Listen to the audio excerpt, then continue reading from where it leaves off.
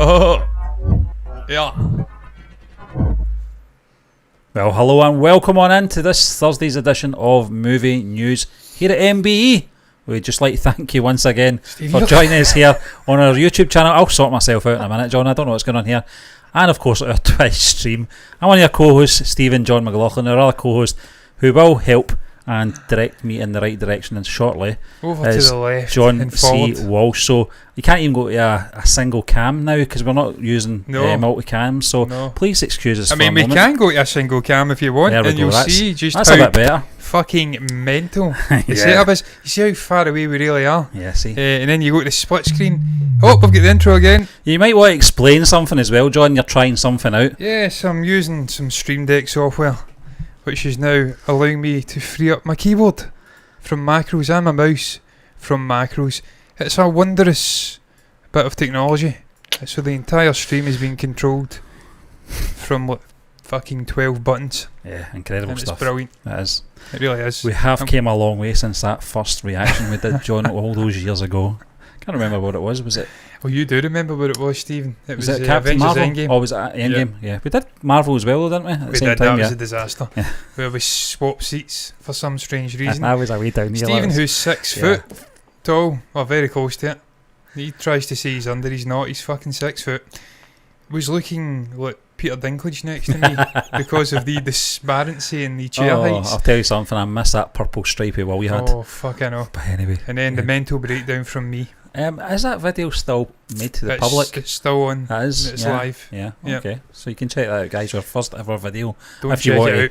If you really don't want to come back to the channel, that is. But anyway, no, we'll get better. We're going. I'm Some doing better. Yeah, I'm getting better. We're going to talk about SS Rajamouli, John, just for a little change here on our wee Scottish YouTube channel. We're talking about one of Indian's greatest directors, SS Rajamouli, explains what Brahmastra's Astraverse is all about. Now, there is a video for this. This article is coming in from the Indian Express. John, I'll get your thoughts in. Yeah. But I got the quotes below. I think there's a few quotes in here in English for us guys to understand. But coming in from the Indian Express, and you can check out this, obviously, on the website if you want to check out the video. I'm pretty sure it's on YouTube anyway. I think it is an actual YouTube link. There you go, Stephen Harry Styles. Tickets on sale Friday. Nah, you up for it? No, not at all. SS Rajamouli seems to have taken it upon himself to promote Ranbir Kapoor's upcoming big budget film Brahmastra. He was recently in Chennai with Hyderabad along with Rabia to promote the upcoming fantasy film, which is directed by Ayan Mukherjee. And now, in a new promo video, the Bahubali director explains what Astraverse of Brahmastra is all about. In the video titled Vision of Brahmastra, SS Rajamouli says, Ayan Mukherjee told me that the story of Brahmastra back in 2016. I think you were and right. I was impressed. I know. I always change it about to cover my tracks, John. Impressed by it because it was about Indian mythology. I found there was a lot of scope for visual effects. We saw that in the trailer. We have all heard about the multiverse, metaverse, and all such things. But in this film, we're going to see a miracle that is the Astraverse. He added, let's see what's Astraverse according to our Sastra. We need 5 elements to live. The power that controls all these 5 elements is Brahma Shakti. Brahmastra is about the weapons that originate from Brahma Shakti and about the warriors who fight with the weapons. John, I remember when we did the trailer reaction for this, the comment section was saying look out for more trailers related to this. Hi Parv, how you doing? Hello. How you doing, pal? And I think it's one strange concoction of videos. It's one of these films, John. We do. I'm off camera, Parv. I would have to say drinking a milkshake. You can probably hear it. I would have to say, John, that I think we've kind of reined back in the trailer reactions. Yes. At the moment, we were rattling them out rapid at one point, but I think because we're doing the watch-alongs, we're not doing too much else, I'm afraid. So, but this was one that did stand out. It was one that the community recommended. Godfather. Yeah, and I'm looking forward to seeing this, John. I'm looking forward to seeing the films that's going to be connecting in with this film. All the characters that we were introduced to in the trailer. It just looks like it's going to be a lot of fun watching this, doesn't it? Even coming out in less than a week. Yeah. September 7th. And one more thing before I hand it over to you, John. Now, when Scott Derrickson is praising SS Rajamouli, I'm a bit like, When SS Rajamouli is praising this film, I'm, So, there you are. What's your thoughts? Ooh. Ooh, mince. Ooh. Stephen, I'm very excited for this movie. I really enjoyed the trailer. Someone in the community recommended we have a look at it.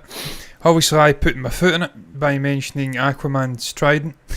Had about 15 comments saying it's not a trident, it's nothing to do with Aquaman, they fucking stole our mythology. Shut up, bitch, if you're not educated. In so many words, I'm paraphrasing. But I really enjoyed the trailer, I enjoyed the vibe of it. Ranbir Kapoor, I think it is. We watched another trailer with him. I think he's starring with, oh god, I'm blanking on his name just now. Terrible. Played Adira in KGF Chapter 2. Why am I blanking on his name? Yeah, it was. It's terrible. Yeah, I don't know. I can see it. Ranbir Kapoor. We went down a slight rabbit hole with his trailers. I know it is as well. And obviously, I really, really enjoyed the look of this guy. This guy is nearly 40, or is indeed maybe in his 40s, and he looks in his mid-20s. Sanjay Dutt. Sanjay Dutt. Yeah. How the fuck did I forget Sanjay Dutt's name? Terrible. So I really, really enjoyed the trailer, enjoyed the vibes.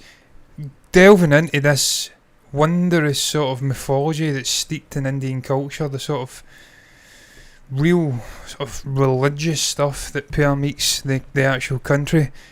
These towering sort of godlike figures. But I don't want to put my foot in it again, so I'm trying to walk a very slippery precipice here by saying the right things, hopefully. They are gods, I'm sure.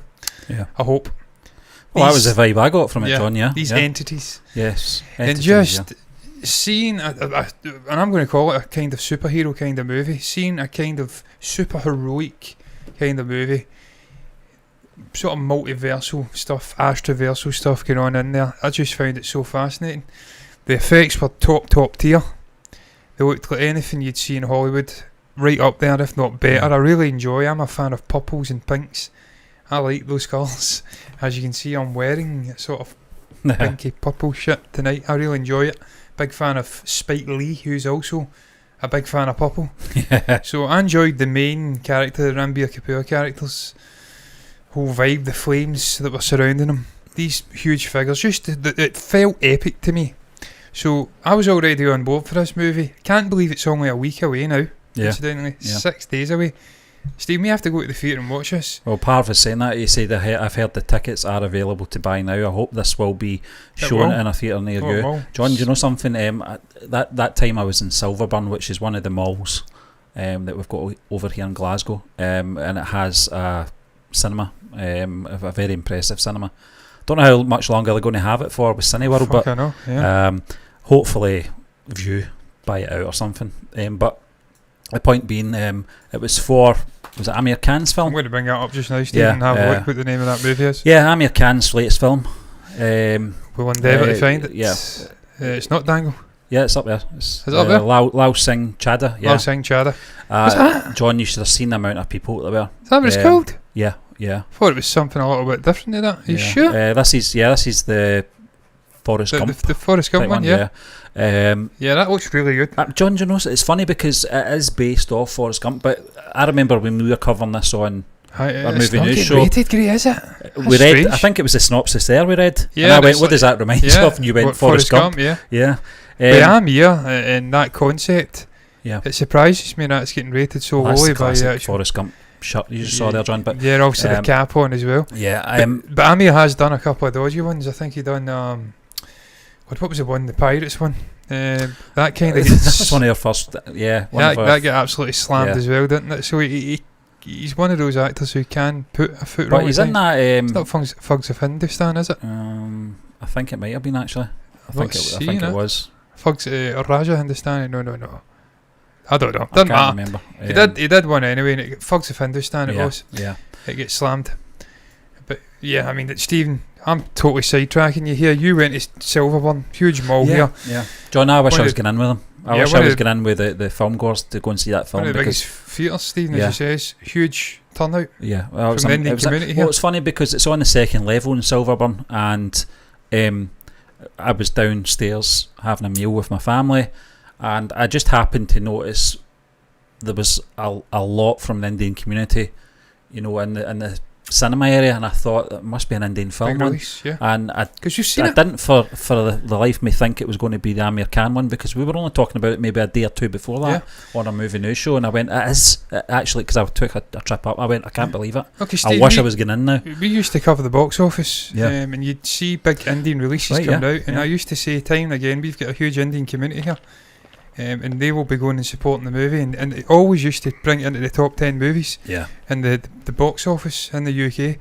Now that we've actually went down the rabbit hole and we've started watching loads of Indian content, and you've then says your experience there, seeing a huge turnout, I want to go and watch this That's movie. me on the outside. Yeah. Well, imagine what it would be I know, like it'd in be the fucking inside. great. I want to, Yeah. I've said it for a long time. One of my big regrets was not seeing Triple R in a theatre, because it's a huge experience, cinematic experience.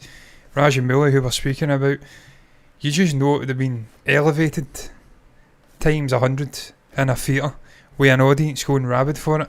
So now we know for sure that there's an audience there who want to go and experience these movies in a theatre setting. And this Brahmastra movie, it's a big epic fantasy movie steeped in obviously real mythological stuff from India. Such an interesting concept. Incidentally, the video, Rajamouli does a brilliant job of once again explaining it, all these different roles in the movie, the actual interconnectivity of this actual universe. How he heard about this 6 years ago, I think it was, from the director, and it inspired him tremendously. That just excites me even more. I want to go and see this with a big rabid audience. But look, man, I've got a couple of comments. Yeah. Seriously, am I the only one who's watching this? This stream, you could be, to be fair. I doubt it's a film that Pav's talking about. If you're seeing, There's going to be a lot of people watching that. I hope Yeah. Suyash Mishra says, I hope the story speaks more than the mythology and the VFX. I think it will. Surely the director has not took such an interesting concept. It's surprisingly not been done before, and utilised this mythology in such an interesting and different way in this big sort of fantasy setting. Yeah. And he's not then brought a brilliant story to actually, completely Sorry, that experience. was Harish that said that comment. I apologise. Yeah. But you're absolutely right, John. Is Odeon Lux Glasgow key near It you? It is. is. It's It only is, yes. about a 20-minute drive from us, Pav. Yes. So it's down at the Clydeside. yeah, That's Limmy's. right on the theatre. water. Yeah, That's Limmy's theatre of choice. I've never been to an Odeon, and it's something I actually have to write. Well, you Apparently have. the You seats. have. You've been Yeah, I've to been to the old school the old one. school one's not the Out in the actual town. That one, that was an absolute institution. That theatre. the But Beatles the new played there. ones, it's like the Odeon Lux, Yeah, as Pav says. Big recliner leather seats. Just, it looks great. yeah. And Limmy, as I said, big inspiration for us. Glasgow comedian, world fucking, he's renowned in Britain and Europe probably. Maybe not so much worldwide. He stands by Odeon. Yeah. He doesn't go to Cineworld. He doesn't go to View. fucking View. Wow. He I just like goes View. to Odeon. I've got to be honest. I like feel View as it. well. It's cheap and cheerful though. Yeah. The VIP seats are all right. Odeon looks another level. But it's all about just enjoying it with the biggest audience possible. So I would genuinely be up for going and watching this movie in a theatre. Anyway, just off the back of the trailer, but Rajamouli being this pumped for it. John, and actually it'd be fucking very promoting interesting to actually take one of our cameras along just to do a sort of vlog. It would be interesting, wouldn't it? Yeah. Or, a sort of talk about it. Just what we're expecting, our expectations. Maybe get some people on, from That would be fucking interesting. going to see it, and then maybe an out of cinema review kind of thing going on. You can watch Brahmastra's there. I see a show at 8:20 p.m. That's a good time actually. It's a good time for me. Yeah. On the 9th. So we're talking only Steve, next I like week. that concept. What you just says there, the actual video. Yeah. Again, Well, a lot of we've been people do speaking about it. this. I know that our good friend Sin does it. She does it before she goes into the cinema. And I know she comes out, she does a bit of a review on her way home driving. I know we were planning to do that with Spider-Man. We ended up having a crash, so that was out the window as well. It was nothing to do with me, that crash. Would not have happened. Yeah. I'm glad my car wasn't involved. I didn't have a car at that time. I had a van. You were actually in discussion on the way to the cinema to get your car, John. Yes, I recall. I was, that's right, yeah. I was. And now I've got it. And my Just Eat didn't arrive that day. And I think I was eating some, what do you call those chicken things? They're hideous for my dinner. The bag of, you eat them, John, at lunchtime. I can't remember what the they're fridge raiders. Refrigerators. Fucking, I like them. Yeah. Oh, for your dinner though. No, not for your dinner. I had a McDonald's, so I was happy. But yeah, man, look, we're definitely up for watching this in a theatre. We've just been speaking about it not long ago. Stephen had that experience. He's seen the big audience get in for that Amir Khan movie, not even a week ago, I think. And now, realising Brahmastra is so close to release, I think this may be the one we actually go and watch. Yeah. If we can make it a line. No, it wasn't. No, it wasn't. No, no, it wasn't. It wasn't excitement.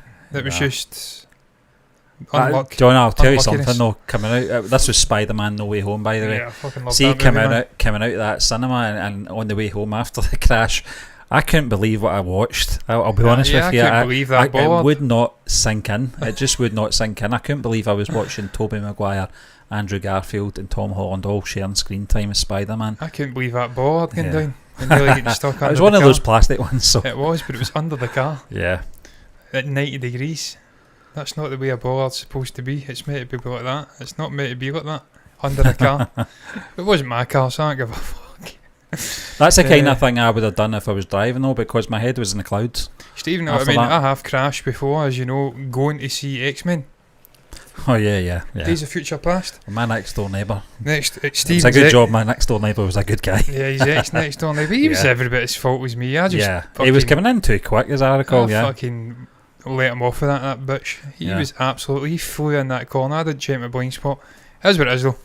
So I have crashed before. Try to get a theatre to get in and watch the likes of James McAvoy and Michael Fassbender working their magic. Peter Dinklage, Hugh Jackman, Trask, Trask, yes, that was a fucking great movie. I enjoyed that tremendously. Then they ruined it. Speaking about theatrical experiences, you know, Jennifer Lawrence ruined it. Stephen, she ruined it with that line. With that, not just that line, just her phony fucking performances. I'm convinced it rubbed off in the rest of the cast, and they thought, look, if she can't even get herself up to fucking act in this movie, then I'm not going to. Mystique. Yeah, Margot Robbie. You're talking about it. I was like, get her in. Yeah. She'll do a great job. She's got the physique for it. She's a great actor. Yeah. She doesn't phone anything in. No. And she's better not yet, than anyway. Jennifer Lawrence. So it's a win-win-win. Yeah. Some might say, yeah. But anyway, if you get anything else to say, John, on this topic? A brighter day. Only that, look, massive respect for Rajamouli. Yeah. Massive respect for the guy getting out and promoting this movie. Clearly he's in close cahoots with, and I'm trying to find the actual director's name here. I know you've says it, and I'm going to attempt to butcher it now as well. I will find the director's name. Mukherjee. Where's his name? Let's bring it up. Ayan Mukherjee. I'll try and read. Maybe somebody can break that down. Ayan Mukherjee. I'm going to call it Ayan Mukherjee. Yeah. He's obviously very close to Mukherjee. He's had conversations with this guy about the concept of this movie. What's that? You just changed it there. Mukherjee. Yeah, I'm just calling him Ayan Mukherjee. That's what I'll say. He's obviously had close contact with this guy. He knows him very well. He spoke to him 6 years ago. They were sharing the concept of this movie, which shows bravery from Ayan, because he could have had that concept stolen before it got off the fucking ground. So he's clearly get massive respect for him, massive respect for this concept, this big blockbuster that's set to come out. And he's clearly not a selfish man, Rajamouli. He wants people to join him in the sort of acclaim, the accolades he's been getting for Triple R. And he's going out and promoting this movie. He doesn't have to go out and promote this movie, but he's clearly inspired and severely pumped for this movie release. And he's going out and he's promoting it, and he's fucking taking time to sit down and break down the actual Astraverse. So Mukherjee, for fuck's sake, miles out then. Yeah. Mukherjee. I'm go. Saying Mukherjee. Yeah. What did you say initially? We need to get back. I don't know. Because I agreed with Stephen. Yeah, I maybe have got it right in one of my attempts. I did about 5 attempts, so I'm sure I got one of them right. I should be doing better here. As I keep saying, I've got Indian ancestry. Yeah, you're 2%. You were 2% right, John. 2%. Yeah, the Mooker. It's just that little bit that flung me off. Yeah. You see, we tend to go for the sort of Czech, Polish pronunciations with words or German. Yeah. Which is why I was saying gangs of Vasipur instead of Wasi. That was a great intro, Vasipur. Fucking Vas. Was ist das? Yes. Was? Ja, wie geht's? Keine Ahnung. Yeah, but I'm looking forward to it, John, and we probably will do something, make an event. A video event. I'm definitely going to go and watch that movie in the theatres. John, I'll bring out the selfie stick. Stephen's got a vlogging set, so we can do some of that vlogging stuff. Well, you can hold the camera because I've got shaky hands. Yeah, I'm a shaky Jake. Get one of those ones that stabilises. Really Have you seen those ones? My hands are Wow. all right now, to be fair. But yeah, if you've got anything to comment on either SS Rajamouli's words on this film, or if you're excited to see this film, which comes out here on the 9th. I don't know when it comes out in your country, but maybe you want to drop a comment, share your thoughts, 7th. Your excitement, your anticipation for the film as well. And we'll obviously, once we've seen it, we'll probably be doing a review anyway. So that'd be good to get back to a review, wouldn't it? Yeah, Not done one old of those style. in a while. Yeah. So I think there's a want for it, John. Certainly, Bad French Fries mentioned it a few times when we've had issues getting our watch-alongs out. They've said just go ahead and do a review if you can't get it out. But I laughed. I laughed so hard my roommate woke up. Now he's cursing me. Well, here's a short review of Gangs of Wasseypur. I really enjoyed it. Yeah. But Manos Bajpayee is a creep in it. Yeah. That's my short review. Yeah. Love Manos, if that's how you say his name. I may be butchering that pronunciation as well. Manoj Bajpayee, love him. Brilliant actor. Superb in Gangs of Wasseypur. Really enjoyed Gangs of Wasseypur. But he's a creep. The guy is a fucking beast in that movie. John, I'm looking forward to part 2. Some of his looks to the camera. Yeah, some of his looks to the women. Yes. It's concerning. It's He really looks concerning. up back and then he kind of looks He's longingly and then sniggers. Yeah, he's kind of undressing her with his eyes. But That's coming out next. Yeah, I can't wait to part 2, John. The way the community have built up part 2 as well, I'm looking forward to it. Obviously, we're going to see more familiar faces. A lot of people saying we should have watched Patal Lock first because there's a lot of people, actors in that are in Gangs of Wasseypur. Because we see them in Gangs of Wasseypur, then we go and see them in Exactly, Patal Lock and say, there he is. Shuya Steen, before we move on, just says, glad to see you guys supporting the movie. Sadly, many people are going to boycott the movie without any reason. What do you think about this boycott culture? I think it's... I'm not going to get too delved into it because I don't know the actual pretext over in India for the boycott culture. It depends. But I'm not a fan of blanket boycotting of movies and industries because of the actions of maybe a small minority. Heard. Yeah, exactly. It's like, what the fuck are we doing here? Do we just punish everybody? This is blood, sweat and tears, years of work, a huge team put together to make that movie. Just the visual effects in this movie alone would have been put together by an effects house. I think that's what they call them. Yeah. So you don't want to be boycotting that. It's harsh as hell. I'm not. We don't get involved in all this fucking nonsense. We just here to watch movies and content and hopefully enjoy it. We have our own trials and tribulations in terms of religious bigotry and all that over here, racism. We go to see films to take our minds away from all that kind of crap. So we kind of don't really get into films thinking that way, and we shouldn't because we're not educated enough on that part of the world, and we're not really wanting to delve into that either. We're seeing it in face value and we're reacting and we're giving our thoughts on. I know there was some actor, I think something happened, there was technology, that kind of thing, technical terms and stuff. There was some tragic event, wasn't it? An actor killed himself, I'm sure, and there was a lot of blowback over the treatment of him. I think that's where some of it stemmed from. Just not long after that we spoke about it. I think actually Jabby Coy reacted or chose not to react to a trailer which had the highest dislike to like ratio ever recorded on YouTube. It was That's incredible, fucking crazy, like 1 million dislikes or something like that on the video, and it was not long after that. So, but I'm not getting involved in that. I don't know anything about that. Don't take anything to do with it. When it comes to certain things, we're a couple of fence sitters, but we have to be. We have to be because we're not here to rub people up the wrong way and cause offence intentionally or anything like that. But Pankaj, we love Pankaj. He's great. What a start to that movie, man. That voice, it's just his voice that takes me away, John. It's just his swear words as well.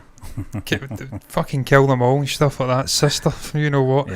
And Nawazuddin, what can we say about Nawazuddin? Very fresh-faced Nawazuddin Siddiqui in that movie. He's Al Pacino in this film, John. He's great. Austin, yes. He's definitely Al Pacino. He's waiting for reading the comments. Godfather Part 2. It's a fucking 5-hour film deliberately split into 2. Yeah. I think they've released it. I don't know how to respond to that. Well, You're don't. not to respond to it, Siri. Fuck off. It get released, I think it says, at a film festival. Yeah. And it's full running time. And then they split it up. Martin So I think Scorsese they're is absolutely a big right. fan of it as well. Well, I mean, you can't get higher praise than that. Yeah. Guy's the king of gangster kind of movies. But you're right, Stephen. I think he's coming in. Middle part of the story, he's just going to fucking wreck the shot. Yeah. Just John, you can completely see it destroy. simmering. You saw it at the tail end He's of killed part the 1. guy that killed Shahid. Yeah. Just Scorsese's the start of it. That's our prediction anyway. We'll read these comments, John, and then we'll move on to our next topic. You should watch Aligar, best performance of Manoj Bajpayee. I love Manoj. I think even in the Family Man, the moment that, and I'm going blank on his name here, the guy, what's his name? Oh God, what's his name? Who does he play? It's the guy who he listens to the song, and his colleagues tell him, don't touch the music. He's a bit crazy. He drinks the whiskey and I'll bring up the cast, John, because you'll probably see him. I know his name. I will know his name right away as soon as you show me it. Nope, that's him there. Arvind, yeah. No, that's not Arvind. No, he died. No. Arvind was the one that died. No, Arvind's is it? Arvind's the one that died. That's the one I'm talking. No, it's Milind. Milind, yeah. Milind. Arvind's the fucking he's the tragic husband. Oh, is it? No, he's the sort of guy the wife's cheating on. Was he the one inside? It was Milind. Ah, right, yeah. Pretty sure it was Milind. Yeah. The acting from Manoj after Milind passes away, he just slumps against the actual Sonny wall. Hinduja. Fucking great acting from him. He looks very similar to him as well. He's got the same kind of face. Yeah. He's got one of those faces. He's got a very symmetrical face, yes. I guess I've just got one of those faces, yeah. Pav says also the guy that plays Shahid Khan, Jadeep Al-Lawat, he's a good actor too. Shahid Khan, we recommended something about him. I think he's the lead actor in Patal Walk. Someone said, yeah, he looked cool as fuck. He gave me vibes of, I don't know, like some fucking Irish hunger striker from the 1970s or something. He just gave me those vibes. He looked a bit mental, but really interesting character. Hey, I'm going to the balcony now. If I laugh once more, he's going to throw a shoe at me.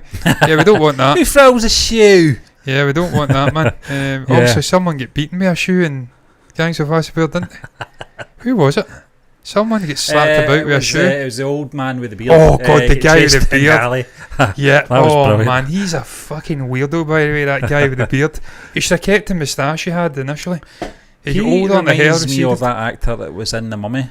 Do you remember the Brendan Fraser Mummy film? The actor that had the Book of the Dead, and he said, "What have we done?" Yeah. Him. I don't know what it is. I think it may be his face. He's got a similar face. He's a fucking little weasel as well. Yeah. Oh, I heard the bangs, but I wasn't there.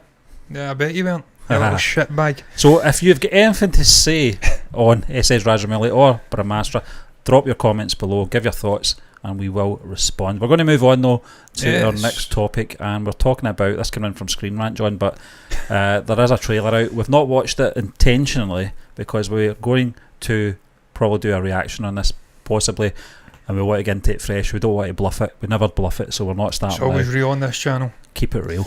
But we might not react. We might overreact. We may laugh when it's inappropriate. But I it's think all we've all with fucking this. real. Winnie-the-Pooh Blood and Honey trailer continues its perfect hype. Continues, John. I didn't know anything about this film. Going to the keyboard again there. To be honest with you, but I'm going to read this bit about it. It's Winnie-the-Pooh, Blood and Honey. Director Rhys Frake Vesterfield got the green light to start producing the movie when look at this, when I'll read it from here because I've got an advert coming up in the middle of the incidentally Shriyans, thank you very much, we do appreciate it. Start producing the movie when A.A. Milne's original 1926 book Winnie-the-Pooh entered the public domain. Sorry Stephen, you're going to echo in a minute. January 2022. This is why the title has hyphens and adapts only elements from the original story without any of the changes made in Disney's adaptation, probably for copyright as well. Anyway. And Winnie-the-Pooh's Blood and Honey, Christopher Robin has left for college and cut off the regular food supply for Pooh and his friends. Why would you do that? You evil bastard. This turns the once cuddly residents of the 100-acre wood into predatory killers, while not technically their property. Winnie-the-Pooh Blood and Honey fits the disturbing modern trend of dark classic movie Disney movie remakes. John, I can't wait to see this you know what this puts me in mind of, Stephen? This puts me in mind of that Dark Superman movie. It was produced by J.J. Abrams. Yeah. Blanking on the name of it, which is a theme of tonight. But is this the one? The little kid, Superman grows up evil. Yeah. And he starts. It's what happens if the alien comes down and he's got malevolence in his heart instead of good, and he absolutely fucking wrecks everyone. He wrecks the joint. Great. Is it he wrecks the joint. Brightburn. Yeah, Brightburn. Yeah. That sounds like Brightburn to me. Taking a sort of beloved character, pure character, and turning it evil and putting malevolence into it. And just taking something like Winnie-the-Pooh and turning it into an almost Five Nights at Freddy's meets fucking Chucky the Doll. John, did you not watch the Banana Splits film, the horror film? I never did watch it, but it was a take on Five Nights at Freddy's. Yeah. Sort of toy factory, and the toys are menacing. Yeah, it's interesting as it was. I grew up with the Banana Splits, and I didn't want my childhood ruined in that way, so I never got to see the film. I don't think I'll bother now go to see it, but it was an interesting concept to take something that was so beloved and turn it around. And this seems to be what they're doing with the Winnie-the-Pooh character. And I think most of us know that the character's not a Disney property; it's a Disney adaptation. And they've done, I don't know how many. They've obviously had animated series. They've obviously done spin-offs with Eeyore, etc., Piglet, that kind of thing.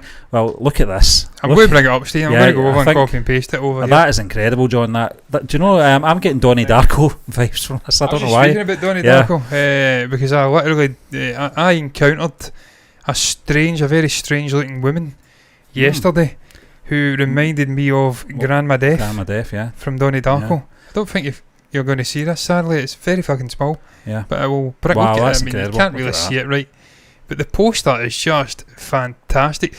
This is like Winnie-the-Pooh on fucking steroids. This is like Winnie-the-Pooh meets the Teenage Mutant Ninja Turtles, but turns into Michael Myers. It's fantastic, isn't it? Look at that poster. Yeah, just great. That's fucking brilliant. I just love that concept. Yeah, I think it's such an interesting concept. The reason I brought that up though was just I want to see the cast. I want to see who's involved. Not that that's a necessity, Stephen, because with these horror movies, they're usually like $20 million budget, and they make massive amounts of money back. John, I'll be honest with you, I don't recognise most of the cast. Me, Kelly. I don't know most of these casts, but that's not to say it's going to be a bad film or anything. I don't mean it in that sense. He looks fucking evil, doesn't he? Yeah, he looks like something in the Lord of the Rings, like one of the elves or something like that. He does. I was thinking the same thing. Yeah, but it's the hair. His hair's incredible. Yeah, Richard D. Miles. Yeah. Yeah, but no, I mean I don't really care, John. I'm not really. I'm not familiar with Reese Waterfield either. That's his shorter name. I think I gave him his double barrel name, but yeah, I don't really know too much. Spider in the Attic. Nah, I don't really know it's Chris Cardell. That name rung a bell there, but no. Look at that photograph though, John. Wow. Look at that. Yeah, it's menacing, isn't it? It's like a boar. Is that Piglet by any chance? That's Piglet. Piglet is turned into a fucking demon. That's incredible. Isn't it just? Yeah. Look at that. Sadly, I mean, it's just a shame I can't share these. I probably can't share these images. You should probably try and do that. Yeah, they'll bring you on the screen, Stephen, because it'll look much better with you on the screen as opposed to me. Can I go back? Can I see what I'm doing? Got a moonlight in front of us.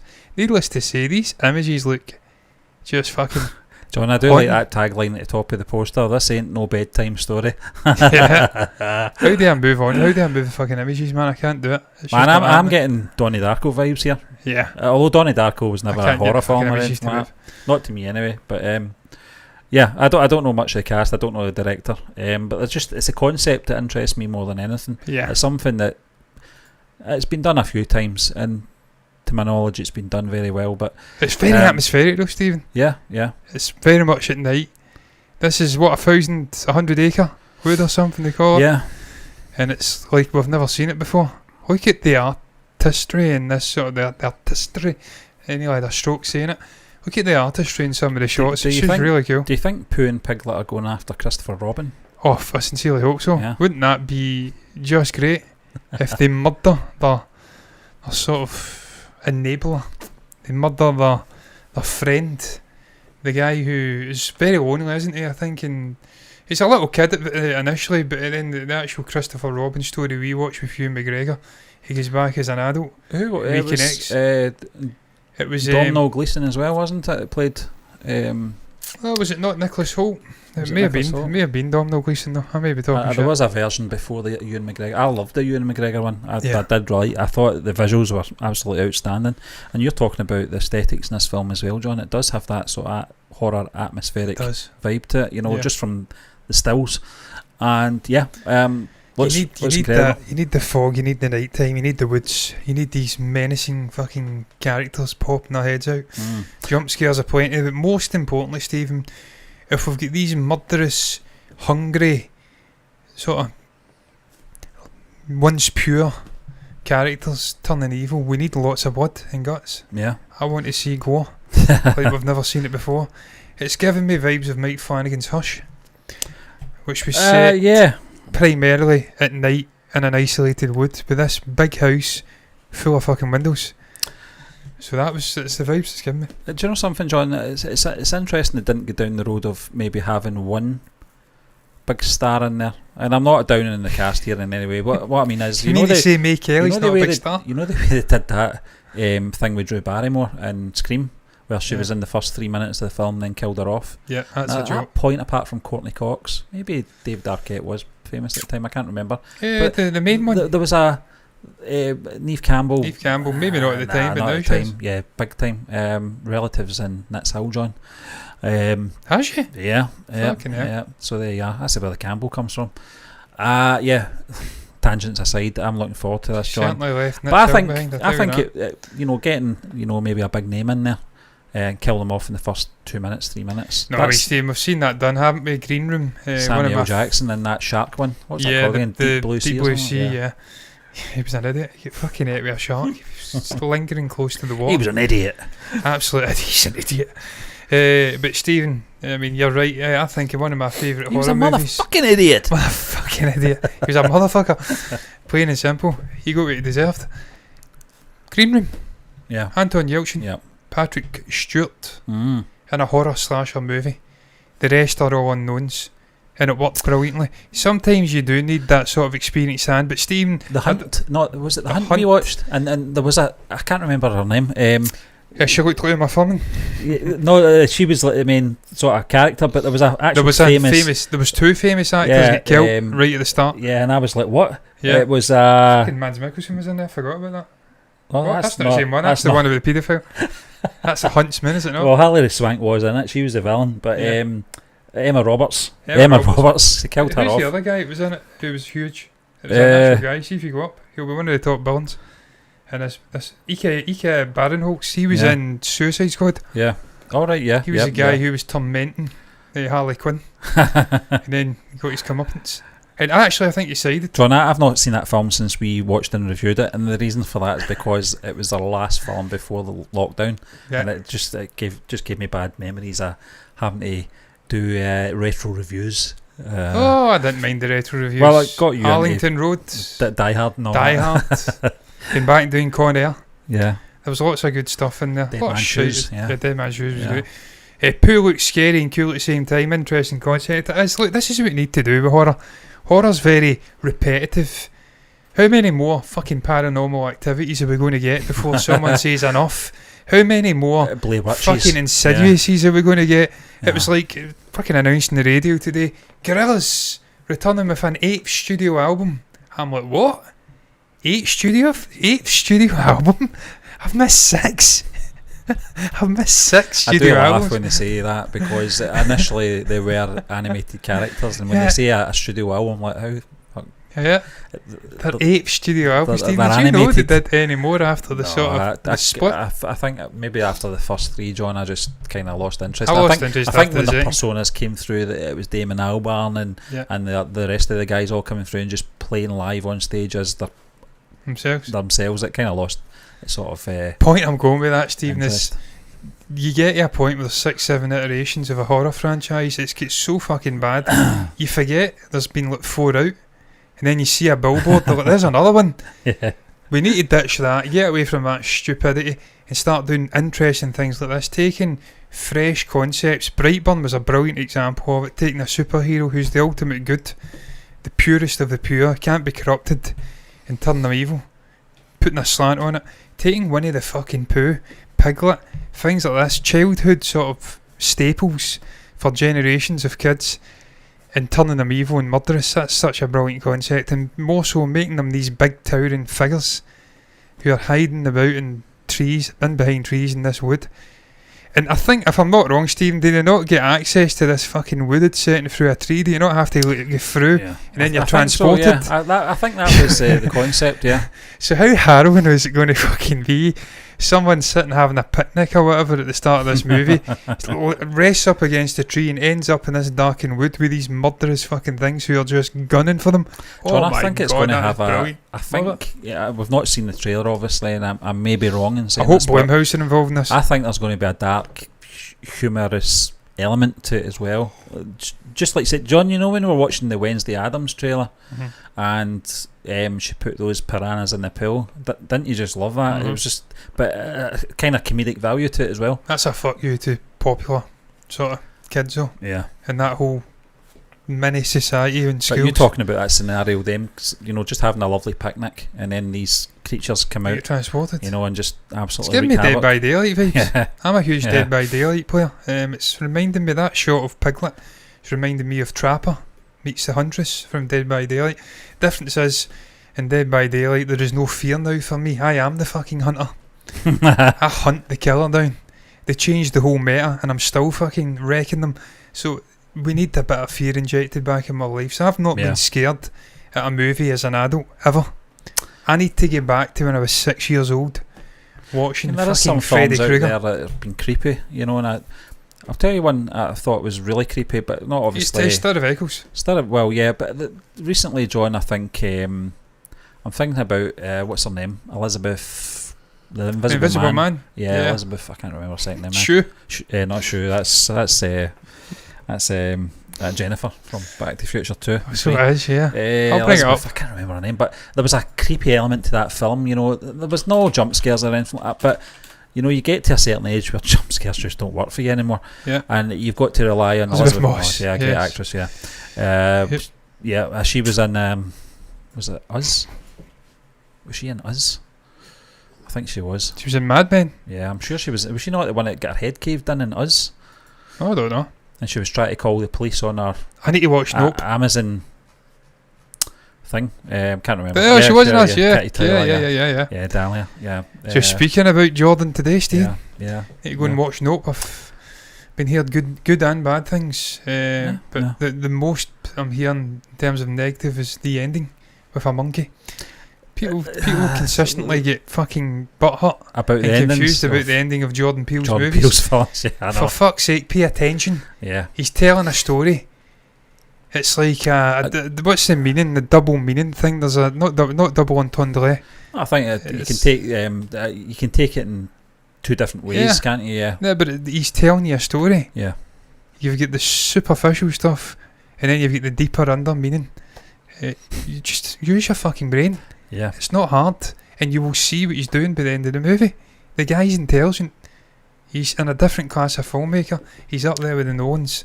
Yeah, he's just doing it differently. Before we move on though, we will be Sidetracked. doing a trailer reaction to Winnie-the-Pooh. I can't say this for some reason. I'll do the intro. Winnie-the-Pooh, Blood and... Yeah, And then I'll say it.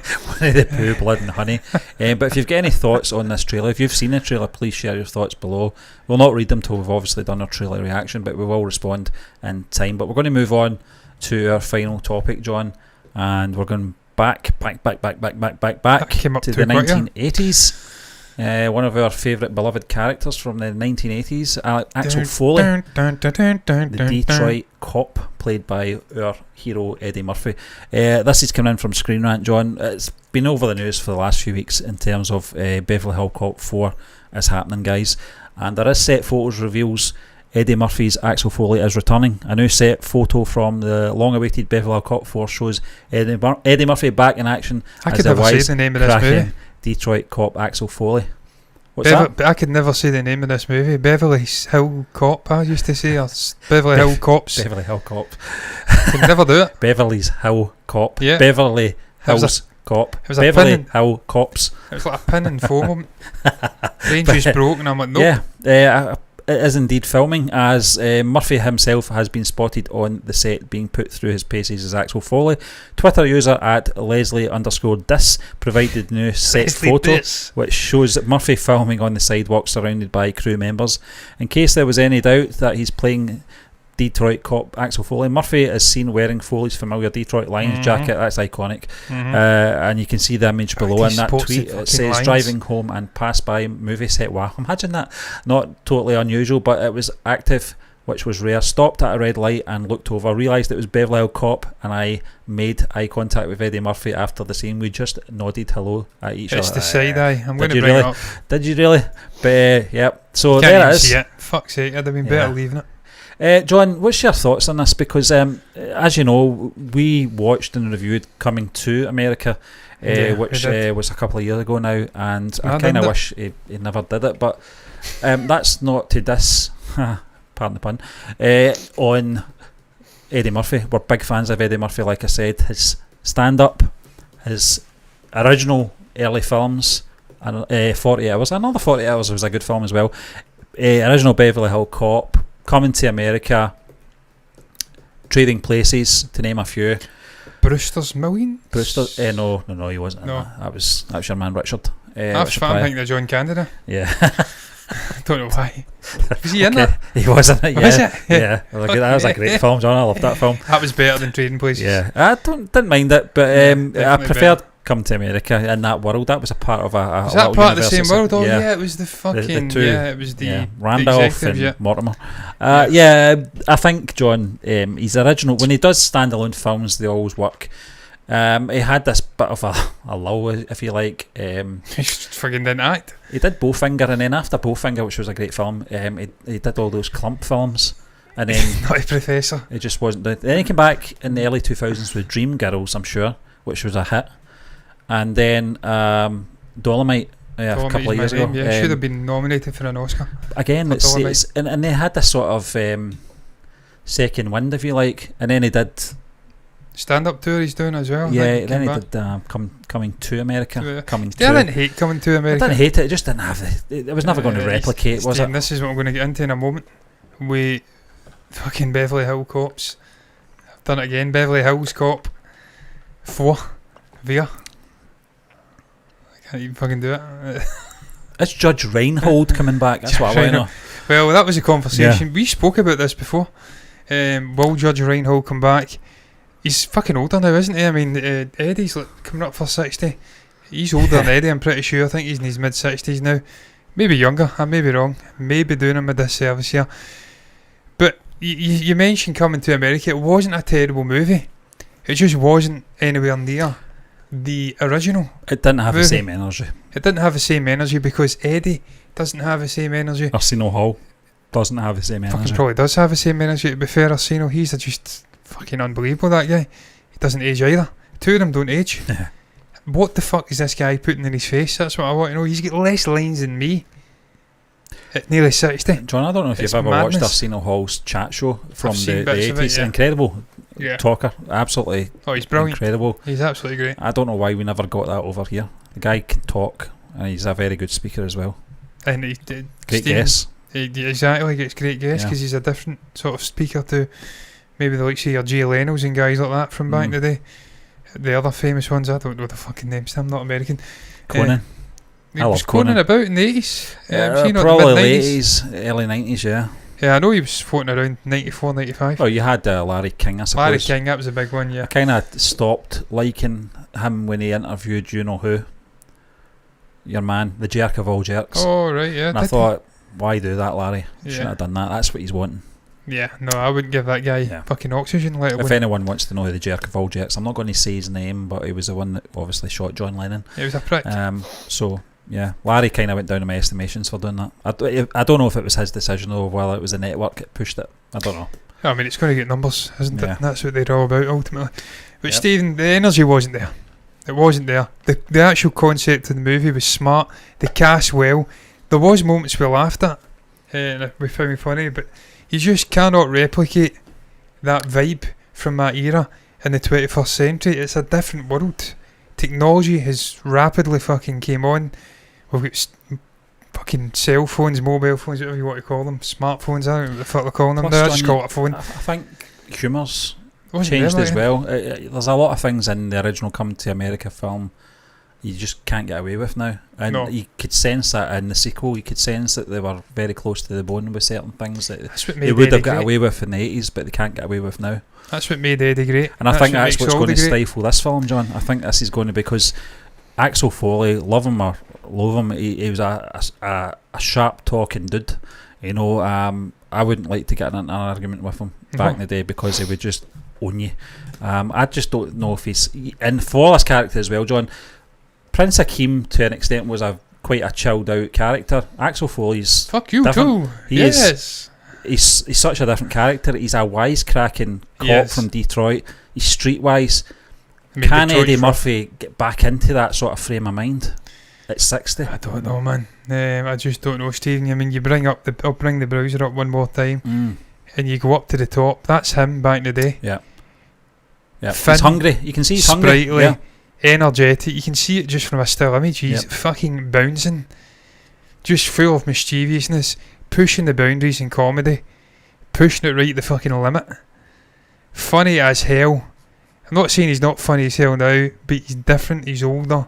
And like all things in the arts, be it music, be it film, successful. When you're successful and you've lived that lifestyle for fucking probably longer than you were poor, you just cannot. You can't connect with the hunger's not there. You can't connect with a lifestyle you're no longer living, Stephen. It's the same with songwriters, John. I remember Noel Gallagher talking about this. Exactly what I was thinking about. Yeah, you can't write songs about being a poor shit kicker from Manchester if you're living in a multi-million dollar fucking or multi-million pound mansion, and you have done for 25-30 years. You just can't reconnect with your old life. It's gone, so and it changes Coldplay's people. Excuse. Okay, that's cool. To be fair, man, Coldplay should have gave up about 10 years ago. I'd say the last time they done something really great was probably 10 years ago. The Paradise song. Yeah, that was decent. That was a good song. It was catchy. It's a stadium number. They've just turned into a stadium band. I would like to go and see them live, Stephen. I tell you that. They were in Hampden last week. I was out walking my dog during a certain game, and they did. He sounded fucking good. I could hear it, and it's not particularly close. I could hear his voice, so I'd actually like to go and see him. I think they're more of a live band now. I think they're Rolling Stones. Yeah, maybe I can help. The guitarist is fucking great. I don't know what his name is. He's a phenomenal guitarist. He's like The Edge, but better. That may be controversial, but The Edge is... Edge has lost his edge. His edge, yeah, he's better than Edge. I'm sorry. Listen to like the Sparks live. Yeah. It's like the Citado or something you'll hear. I know we're going off on a tangent. We're going off on a tangent. We're supposed to be talking about the other cop. We're talking about Coldplay. Coldplay. I liked a couple of their albums. Yeah, man, the first two albums were fucking incredible. Yeah. Some of the best ever made. In that era anyway. I'm not talking about... Re-listenability, yeah. Yes, they have. And they're different. Yeah, Parv says Coming to America was mediocre. Do you mean the sequel, or do you talking about the original? I'm hoping, because I love the original Coming to America. Yeah. Johnny used to quote it all the time, Randy Watson. Yeah, it's more... it's the Reverend. Yeah, the Reverend. If loving God is wrong, then I don't want to be right. Break down the walls of Jericho. I love that. Absolutely love it. Just everything about it. Jackson Heights. There's so Randy many moments Watson. in that. And one of the bits that probably goes under the radar with a lot of people is, see the bit where Darryl says, I would have helped, but I was holding my coffee. Or something. Just things like that. Or when he throws the milkshake and it splatters over it, and it's Arsenio Hall's laugh.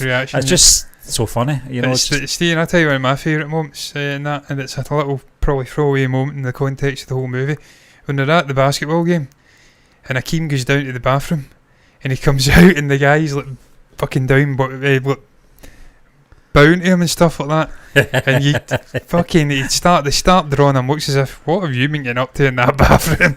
Oh, he's just someone I met in the bathroom. In the face, just some nice man I met in the bathroom, and he just gives him a look, Darryl, as if, fucking hell. Yeah, what's he all about? What is he all about? It was just, it's brilliant. George Michael, yeah. Nothing wrong with that. Nothing wrong with that, but it was funny as fuck. And public Stephen, toilets I'm talking about. Yeah, public toilets. There's a place. There's a place, yeah. Well, I mean, he was doing it in parts, which is totally unacceptable, George. Come on, fuck. That's why you get jailed. That's why you get jailed, mate. But, that's exactly what you're talking about there, Stephen, pushing the envelope, maybe touching areas in society. Well, you will never get away with that now. You will never ever get away with doing sort of borderline homophobic stuff, borderline transsexual stuff, anti-trans stuff. They will fucking gut the movie. John, there's not many comedians out there now that do that. There's Dave Chappelle does it. Dave Chappelle, Chris Rock, Ricky Gervais to an extent. They do it. Because they understand comedy and they're very comfortable doing comedy that a lot of people are not comfortable listening to. And Dave Chappelle, for me, is the natural successor to Eddie. Yeah, and when it comes to Beverly Hill Cop, you know, there was always that. I've watched that film when I was about, when did it come out, 85 or something, 84, I can't remember, mid-80s anyway. I was probably 9 or 10 when it came out, and I think I heard most of the swear words coming from Glasgow anyway. By that point, so nothing shocked me. The thing that always amazed me about the film was the energy in the film from the main character, and you know, having that sort of rapport with the Judge Reinhold character. I'm blanking on the character's name, and obviously the other cop as well, Taggart, I think his name was. I can't remember. Was it Billy something? Billy. I'll bring it up just now, Stephen. Billy. Detective William something. William Billy. Yeah, you're still not getting his name. Detective Billy. He called him Billy anyway, and obviously Taggart as well. Taggart was hilarious. Do you remember that bit where he fell in the swimming pool? I think it was Beverly Hill Cop 2, and his clothes were soaked, so he had to. Axel was like borrowing a house. From someone in Beverly Hills, and John Ashton, and he comes down the stairs with his checkered trousers on. It's like something Biff would wear in the future. It was a laugh from Judge Reinhold. He was trying to obviously keep a lid on the laughing, and he just burst out laughing. It was as if it was real. Steve, I'm absolutely he's looking good. He's looking fucking good. I'm convinced a lot of it was done off the cuff. Yeah, I think so. Much like your fucking Alan Rickman, Hans Gruber moment. I think a lot of it was just like dropping him in these fucking scenes and letting it roll. Just put a camera in front of him and let him go. 1957, Judge Reinhold was born. He's 65 years of age. Wow. That's the problem you've got, Stephen, when you leave it so long to do multiple spin-offs potentially, like a third or a fourth iteration of a movie, and there's a big gap. It's the issue Star Wars had as well. The actors get older, they lose their verve, they lose their energy. I thought they lost it in Beverly Hill Cop 3. I just didn't feel the vibe in that one. In the rating, Stephen. What was funny about that was it was a bizarre cameo from George Lucas in that film. Weird. It was almost as weird as that. I don't know if you've ever seen that film, a George Lucas. This guy's filming, talking about something down the street, and you see George Lucas walking past him. Yeah, walks into the building. Well, it's almost like that. You're like, was that George Lucas? Why is he in this? What's his fucking geezer's name? I've just seen a face here. Ronnie Cox. He was in RoboCop. Him there? That's your man from Breaking Bad. Yeah. Mike Ehrentruy character. Yeah. Jonathan Banks. Yeah, he's bald now. Yeah, I can tell he was going bald there, to be fair. He's a fucking great actor, man. Yeah. So, Steve, that's what we're talking about here. That's the big issue. We've not really get into it. I mean, that's not really what the crux of the story was. The crux of the story was set folks reveal Eddie Murphy's definitely returning as Axel Foley. The fact they're just walking down. Incidentally, I may have spelled Axel wrong. Did I? Is it just AXL? No, it's Axel. Yeah. Axel Foley. The fact they're fucking just rolling down the street, not giving a shit, it's open to the public. Shows you they're really relaxed about this movie. That's the vibe I get from Eddie. Eddie's in a new stage of his life now, but he's just taking everything in his stride. He's relaxed. He's not really giving a fuck about critics. I fundamentally believe he should have been nominated for an Oscar. Him and Adam Sandler should have been up for the Oscar nominations for Uncut Gems and Dolomite's My Name. They should have been nominated. The fact they were snubbed. Uncut Gems. It shows you, Stephen, the sort of snobbery that's against these actors who have historically been cast in comedy movies. They don't take them serious. They say they need 2-3 movies to be able to be taken serious as a dramatic actor. That's what Jim Carrey faced when he done the likes of the Truman Show. So he's been robbed of a really fucking brilliant return to acting, and now he's going back and doing these sort of reruns. You find that these people have made their mind up before they even seen the film because of the reputation of the main actor in the film, John. But it's interesting that it's Netflix that are picking this franchise up from Paramount, whereas it was Prime Video that picked up the Come to America sequel, wasn't it? It's a strange one, but again, it's going through that streaming platform again for Eddie Murphy. And I think it's probably the right way to go for a film like this, where you'll get the nostalgia, you'll get people want to watch it just because they're a fan of the franchise, but obviously they're not taking a big risk on a long sort of theatre run either. So whether it will be in theatres or not, I'm not sure. Ultimately, I don't think this movie's going to succeed, Stephen. No, the energy's gone. They're too fucking old. I don't think there's a reason for it. As she says, it was pretty much dead and buried, the franchise, after 3. And it's like the Terminator stuff. It doesn't transcend well into modern day. the same themes they're exploring will not work in the modern day. You can say it's PC going mad, you can say it's wokeism, I don't really give a fuck what you call it. You can just say people are more fucking well-rounded human beings now, and they actually look after other people who are maybe not in the majority. Whatever you want to say, it just doesn't work. The brand of humour will not be tolerated and make this movie a financial success. That's probably why it's been on the streaming service. Yeah, I think so. Because it can go on there and be seen by who wants to see it and ignored by those who don't want to see it. And they don't really care about financial success. All they care about is fucking people subbing to their service.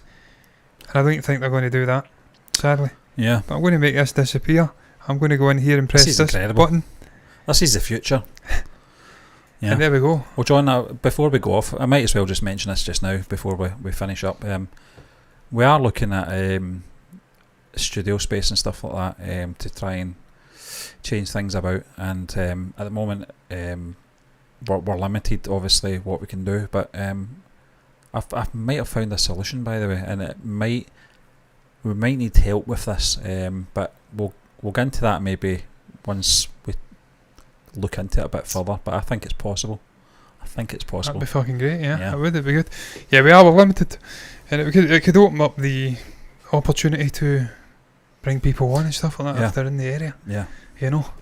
And that would be interesting. Yeah, wee Claire. People like that, yeah. Bring them in. Yeah. Get definitely. chatting face to face with people. Yeah. Because it's great chatting and getting guests on over sort of like dodgy fucking video calls through Discord. But if you've got someone actually there connecting, that's always better. Yeah, definitely. I feel anyway. Not for everyone. Not everyone's a big chatter. Onwards and upwards. Not everyone's got the confidence to do what we're doing here. I'll be honest with you, John. When we first started out, the concept was you and Kevin, and I was going to be doing the sort of background stuff. Yeah. But I just thought, fuck it, let's do it. Steve, I think you do a great job. I've always been someone that can't shut my fucking mouth, and I like speaking in front of willing ears, if you like. So it's right up my street, this shit. I can't shut up. And I love movies. I don't give a fuck where they're from. So it's always been a match made in heaven. What I need's an editor. That's what I need. Someone who'll do Producer. It for free. Yeah. I know I'll produce. Yeah. That's right. Not getting money, you just do it for free. Get my dog to do it. But wait, man, that's going to round it up. I'm done speaking. We're over an hour here. Yeah.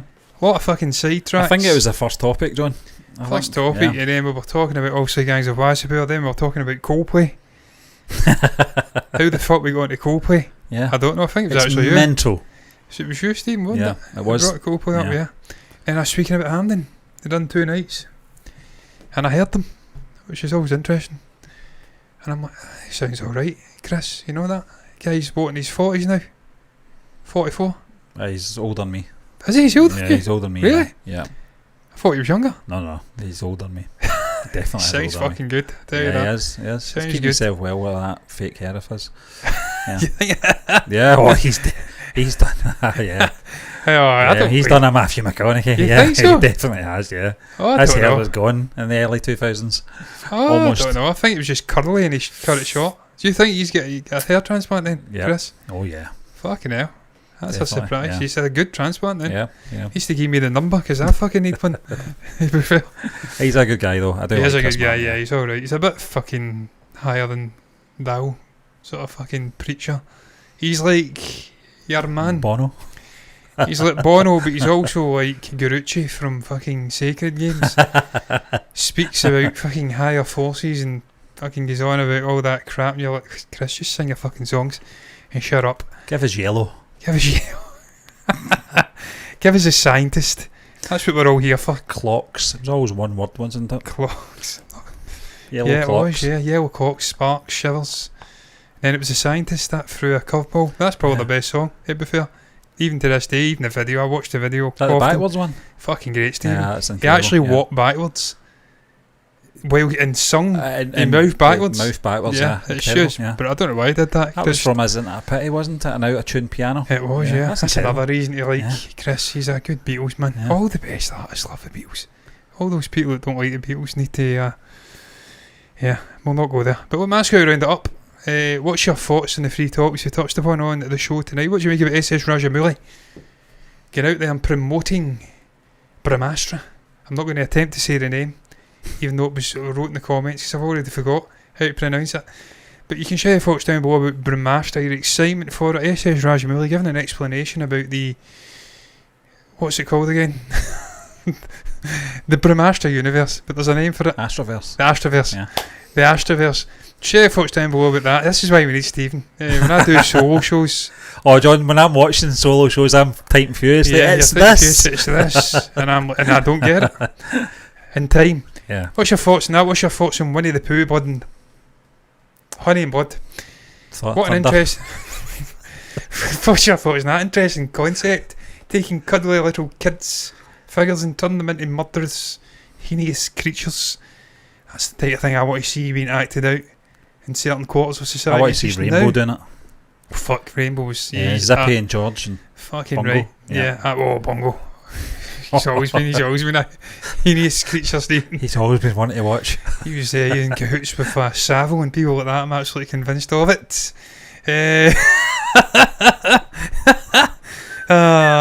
Weed. Fucking right, he was. He was dodgy as fuck. He was of that era, and he was part of that. No one will tell me otherwise. Thankfully, I'm not of that era. I missed that. Fuck off, Beadle and people like that. Bungo. What's your Jeremy Beadle? Taking over. What's your thoughts on the final topic? Beverly Hills Cops. Beverly Hills Cop. What? Are you looking forward to it? Do you want to see Axel Foley in there? About to see Axel Rose. You want to see Axel Rose in there? He's looking fucking interesting now. He's looking fat. He's lost his hair again. And he can't sing. Wow, Axel. Total opposite of Chris Martin. Total opposite of Chris Martin. I bet Kurt Cobain's fucking spinning in his coffin and laughing at you, mate. You used to slag him off back in the day. And now he's had the last laugh, even though he's been dead for 30 years. What's your thoughts now? You can go ahead down below with that. He's still better than you. He's been dead for fucking 26 years, and he's still better than you, Axel. It must eat you up, my friend. That's why your hair's going. It's just the bile coming out. It's like fucking coming out your hairs, your pores, your follicles. Bastard. I couldn't beat him, That's even what in happens death. when you're cycling shorts in your 30s. Is that what he does? Oh god, yeah. Fuck yeah.